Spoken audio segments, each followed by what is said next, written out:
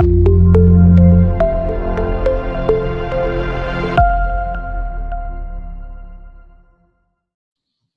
guys, welcome to ISI. John Nimmo, it is such an honor to have you here today. We're going to get into a little bit more of your story. So why don't you give us just a 1-minute overview and an introduction of you personally? Oh, John Nimmo here. And, I've just been going in business most of my life. I started selling clothing at a Heart Mark store at the age of 17. Then ended up managing that store for 13 years. And then I went from there to an IBM distributor in St. Louis, and from there to Sony. Went back to veterinary school, made that application when I was 40 years old. I didn't get in, thankfully, but then I became a marketing director for an insurance company in Chicago or near Chicago. And now, I have a minor in chemistry, but I'm running 2 RE/MAX franchises and promoting my own leadership platform called leadershiplived.com. Now, which of those professions would you say that you enjoyed the most? Forget the compensation, just enjoyed the process. What did you enjoy most out of all those occupations?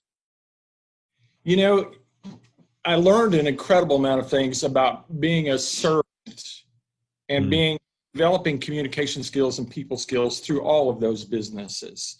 The one I enjoy the most currently is probably my RE/MAX franchises. Okay. Because it enables me to, I don't get involved in transactional real estate that much, but it enables me to take people from ground level zero and build them up through training and development, personally and professionally, to really get them to where they want to be. So you're a teacher at heart. Oh, yeah. My wife says that's my gift. Yeah. Well, no question about it. Tell us a little bit more professionally. Like, what does a normal day look like for you? And tell us more about your current profession. Sure. My current profession, my day, it starts at 5:15 in the morning. My alarm is set and I'm up and going. And I have a great, if you've never been up at 5:15 in the morning, you don't know what the heck is going on. So you probably need to get up once in a while and see what's happening out there. But, I'm studying, reflecting, reading my Bible, praying. And I believe reflection is an important part of all of our growth, both personally and professionally. I'm writing content right now. I'm in the middle of writing a book. Give us an overview of that real quick. Give us about 30 seconds overview about your book. Sure. It's called Why Wait. I'm about 26,000 words into it. And it's a professional business view of why we procrastinate. Identify the fears, the different reasons why people procrastinate. And there's a lot of research psychologically that's involved in that too, but I'm really enjoying that process. So. Very cool. Now, you started physically writing. Now, you've been gathering notes and things like that, but you physically started writing when? Now, you're 26,000 words in. This is February the 11th, 2019. When did you start physically, fingers to the keyboard? January 28th. So you guys, 2 weeks, this guy's got 26,000 words already. A lot of these guys are talking about it takes forever to write. And you're a man, you took a week off though. Go ahead, tell the guys what you so you got to put the big rocks in first. Right. And I think most of us struggle with that. And this was due to the 12-week year, Brian Moran's book. I took that to heart. I studied that book. I'm in Danny Bauer's productivity workshop now, but and I've preached this forever. Everything you say yes to requires you to say no to something else. I have a speaking coach. I travel and speak, and he's been after me to do this book for nearly a year. Finally, it just became, maybe divinely orchestrated, but I'm like, I'm taking 10 days off. I'm going to the mountains. I'm secluding myself away in a Zen-like state. There you go. I'm going to be ultimately focused, and that's what I did. All right. Number one hurdle that you're experiencing today, like we'll call it the thorn in your side. What are you experiencing today that is that thorn in your side? I think it's cash flow. Cash flow is king. Right. And, the real estate business is great. We've grown that build from zero to I have 65% of the market share in my county right now in one of my franchises. Right. So but that insecurity, flexibility in the market, never knowing where it's going to go with interest rates or the economy, you are subject to the environment in that. And so really, and partly maybe on my own expertise, it's cash flow management, projection of cash flow, creating monetization theory, and being able to monetize all the businesses. Now, are you good enough in that arena in order to project your own cash flow? Should you get a coach? Should you get some help? Should you get somebody with more expertise in maybe cash flow that could help you? If there were anybody out there that could help me with that, I'm certainly open. I'm not sure. a guy that knows everything. I'm certainly open to advisement on cash flow. Sure.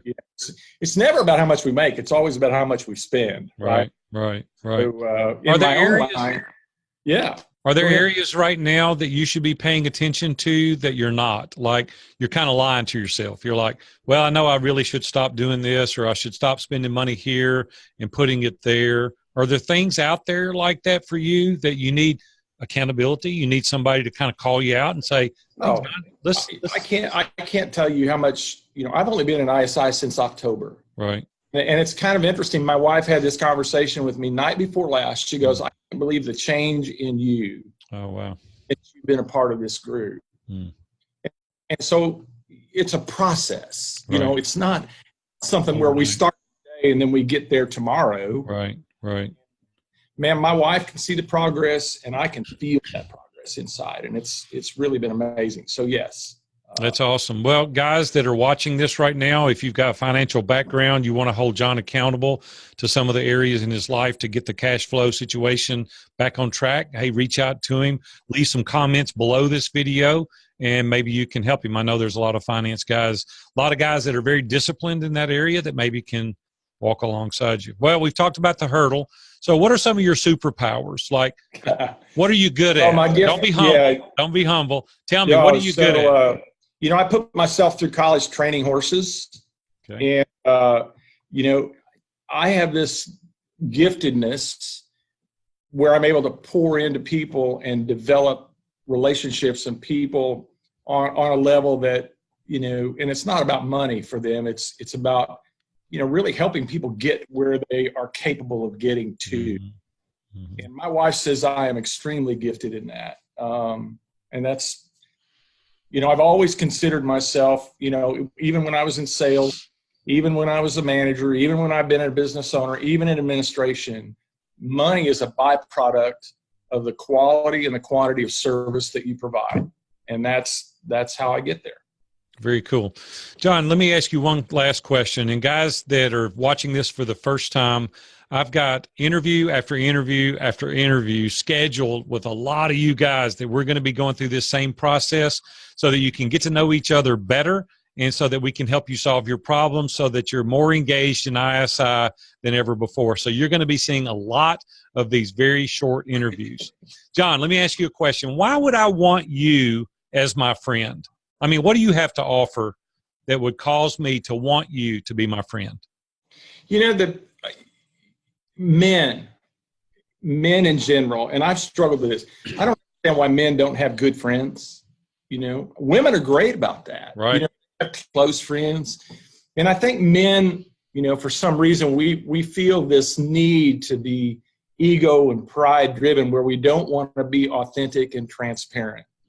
And I think, I'm that guy that, God leads you to me to be a friend, and I'm gonna be like a snapping turtle, man. I'm gonna grab onto that, and I'm not gonna let go until you're my friend, and I'm gonna pour into you till that relationship comes to fruition.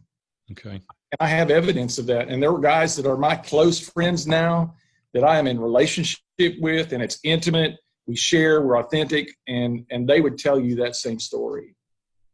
Very cool. So you're a friend that's going to go with me to the depths. You're going to be there. You're going to stand with me. You're going to call me out. You're going to walk with me through not only the good successes, but through the trials and tribulations as well. You're going to be there. I'm going to keep you pointed true north. That's where we need to go. But isolation is the enemy of excellence. Right. Who do we have? I mean, right. Who do we have? Right. Who do you have that's a close friend as a guy? I think men in general struggle with that. Yeah. And, I'm learning. We're all learning together. We're all learning together. Hey, how can the guys reach out to you? What's the best way to contact you? The best way is probably through my website. It's John, John, at leadershiplived.com. Or you can certainly call my cell number. It's in the directory. Sure. And, I'd love to connect. I'd love to connect. My goal is I've been trying to connect with 3 ISI guys a week. There you go. I've been hearing great reports of that too. You're reaching out, being very proactive, and you're awesome, man. John Nimmo. Okay, buddy. Thanks a lot. Good day.